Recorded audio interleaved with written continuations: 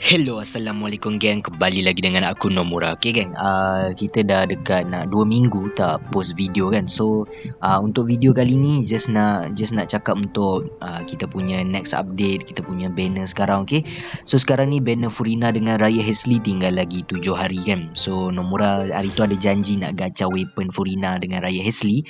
So kita akan gacha sampai kita dapat 5 star lah. Tapi buat masa sekarang ni PT Nomura hanya 53 dan ya, sebab Nomura dekat seminggu juga tak buat event, tak buat daily quest apa semua. So ada banyak Primogem yang Nomura tertinggal. So ni Nomura baru comeback balik, baru lepas buat Spare Abyss, Imaginarium Theater apa semua. So PT sekarang bawa 53. Agak rugi juga sebab kita banyak pool yang tertinggal. So mungkin Nomura takkan dapat weapon dekat banner yang sekarang, atau mungkin akan dapat weapon 5 star dekat next update lah kan.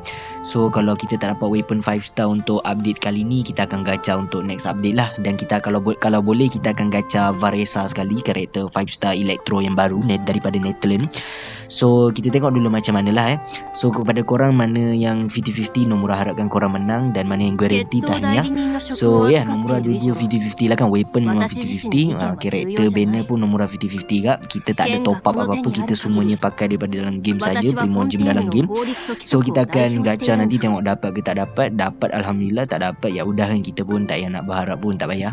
So rasanya kita tak bahas banyak pun untuk video kali ni, sebab video kali ni just nak hantar notification kat korang yang kita dah kembali balik.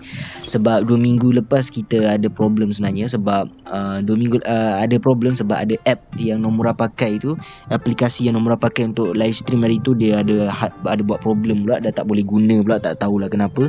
So ni Nomura just try macam delete, download balik, tengok macam mana apa semua. Kita tengoklah besok live stream macam mana, okey ke tak okey kan. So rasanya jumpa korang lah nanti. So harap-harapnya kita akan kembali seperti biasa, dan kita akan teruskan buat konten untuk kita punya channel ni. So jumpa korang pada next video dan live stream akan datang, dan bye bye. Assalamualaikum. Gerak dulu Papa Roger. Bye bye.